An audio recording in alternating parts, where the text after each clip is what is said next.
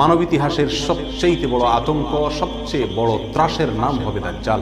কিয়ামতের পূর্ব মুহূর্তে দাজ্জালের আবির্ভাব ঘটবে, লক্ষ লক্ষ কোটি কোটি মানুষের ঈমান হরণের কারণ হবে দাজ্জাল। তার ফিতনায় পা দিবে বহু বহু মানুষ।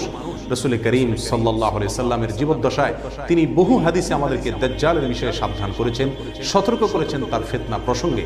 সাহাবায়ে কেরাম রাদিয়াল্লাহু তাআলা আনহুম আজমাইন তারা দাজ্জালের ফিতনা প্রসঙ্গে সবসময় পর্যালোচনা করতেন নিজেদের মধ্যে। বিখ্যাত সাহাবী আবু সাঈদ আল খুদরি রাদিয়াল্লাহু তাআলা আনহু বর্ণনা করেছেন, একবার আমরা আলোচনা করছিলাম নিজেদের মধ্যে দাজ্জালের ফিতনা প্রসঙ্গে। ইতিমধ্যে রাসূল করিম সাল্লাল্লাহু আলাইহি সাল্লাম আমাদের মাঝে তাশরীফ আনলেন। তিনি এসে জিজ্ঞাসা করলেন, তোমরা কিসের আলোচনা করছিলে?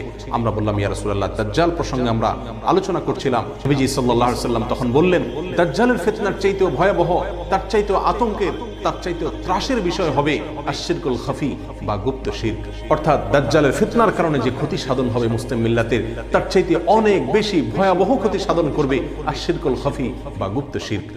আর শিরক খাফি বা গুপ্ত শিরক হলো যে কোনো নেক আমল করার ক্ষেত্রে আল্লাহ সুবহানাহু ওয়া তাআলাকে একচ্ছত্রভাবে শুধুমাত্র সন্তুষ্ট করবার পরিবর্তে দুনিয়াবি কোনো উদ্দেশ্য সেখানে যুক্ত হওয়া, কোনো জাহির করার মানসিকতা সেখানে থাকা।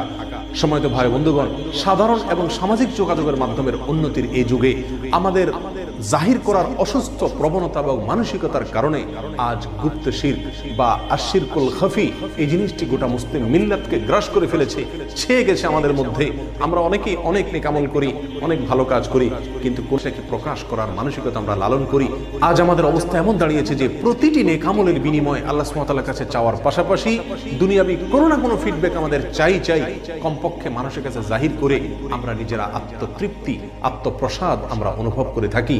জাহির করার যে অসুস্থ প্রবণতা, এটি আমাদেরকে ধ্বংস করে দিচ্ছে।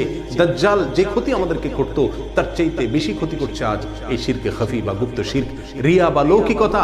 সম্মানিত ভাই বন্ধুগণ, আসুন আমাদের অন্যায়গুলোকে, আমাদের অপরাধগুলোকে, আমাদের গুনাহের কাজগুলোকে আমরা যেভাবে লুকানোর চেষ্টা করি, নেক আমলগুলোকে সেভাবে লুকানোর চেষ্টা করি, সেগুলোকে গোপন রাখি। আল্লাহ এবং আমার মাঝে সেটা ভেদ হয়ে থাকুক, একান্ত গুপ্ত থাকুক, গোপন থাকুক, তবে ইনশাআল্লাহ কিয়ামতের ময়দানে আমলগুলো আমরা দেখতে পাবো, এর বিনিময়ে আমরা অর্জন করব। অন্যথায় পাহাড়ের মতো আমল আজকাল আমরা করে যাচ্ছি, বহু নেক আমল করছি, অর্থনৈতিক ইবাদত করছি, কিন্তু সেটাকে প্রকাশ করার মাধ্যমে, সেটাকে প্রচার করার মাধ্যমে, সেটার কোনো ফিডব্যাক আশা করার মাধ্যমে, জাহির করার মাধ্যমে আমরা সেগুলোকে হাবা মানসুরা বানিয়ে ফেলছি, আমরা সেগুলোকে ধ্বংস করে ফেলছি। এভাবে চলতে থাকলে আল্লাহ না করুন কিয়ামতের ময়দানে আমাদের নেক আমল নামা আমরা দেখতে পাবো সম্পূর্ণ শূন্য, কোনো মূল্যই তার আল্লাহর কাছে আমরা পাবো না। আল্লাহ তাআলা আমাদের সকলকে দাজ্জালের ফিতনার চাইতেও যে ভয়াবহ ফিতনার কথা নবী আলাইহিস সালাম বলেছেন, সেই শিরকে খাফি এবং গুপ্ত শিরক থেকে বেঁচে থাকার তৌফিক দান করুন। প্রত্যেকটি নেক আমলকে গোপন করার যে স্বাদ, যে আনন্দ একজন মানুষ নিজে নিজে অনুভব করে থাকেন, আল্লাহর কসম সেটাকে প্রকাশ করার মধ্যে সে আনন্দ কখনোই অর্জিত হয় না। আমাদের প্রতিটি আমলকে ইখলাসের মাধ্যমে সম্পূর্ণ সুরক্ষিত এবং সংরক্ষিত রাখবার তৌফিক আল্লাহ সুবহানাহু ওয়া তাআলা আমাদের সকলকে দান করুন। আসসালামু আলাইকুম ওয়া রাহমাতুল্লাহি ওয়া বারাকাতুহু।